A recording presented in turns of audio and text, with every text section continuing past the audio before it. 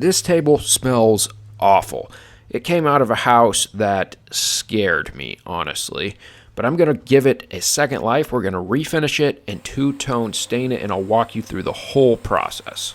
You're going to need a palm sander for this, and I'm going to start off with 60 grit. 60 will usually get most things off, and we're going to progress up to 80 and finally 120. So you're going to have furniture sometimes that just has these crevices. Man, how would you get in there? So here's the Harbor Freight Soda Blaster from Central Pneumatic.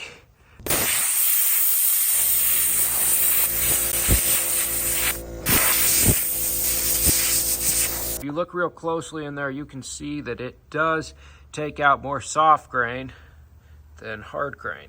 So just be aware of that. The Soda Blaster setup is about $130. Your biggest trouble is going to be having a compressor big enough to run it. I actually rigged 2 compressors up to get it to work. I'm not going to show you all the sanding, but like I said, we're going to go 60, 80, and finally 120 before water popping. All I'm doing here is spraying tap water on the table, and it's going to open the pores of the wood because I've closed them down with the sanding, and the stain is going to take much deeper and much richer because of it. As soon as this thing looks dry, there's no more dark wet spots, you can go ahead and stain it. We're using General Finishes black and whitewash, and we'll drop a couple links down below for you guys. These are water-based stains, and I like water-based for furniture because you're working with a small surface. Oil-based is great for bigger stuff like floors. Now, as long as you've done a nice job sanding, you've gone up to at least 120 grit, and you've water popped, your stain is probably going to come out pretty good. The biggest mistake I see when people apply stain is they think of it more as a paint, and they just kind of rub it on and leave it. Stain is to be wiped off. It is only supposed to go down into the grain of the wood, and nothing is to remain on the surface. So you're going to see me apply it very thick and then let it set for just a sec, and then I'm going to wipe it to where the rag can't pick anything else up. So I'm going to put down my black first and my white second because I don't want my black to just totally overpower the white. You want to make sure your first coat of stain is totally dry before you go to put the second, or they'll just smear together and mix. So I'm out here the next day applying this white color.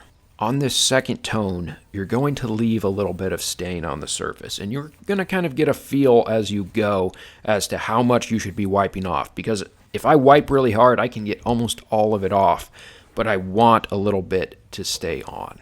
As I apply the second coat, I'm only going to work with the grain. Since I'm leaving a little bit on the surface, it can leave slight lines. So if they're with the grain, they're going to hide nicely. If they're against the grain, you're going to see all of them. You can see in the first section, I'm just working about 12 inches at a time.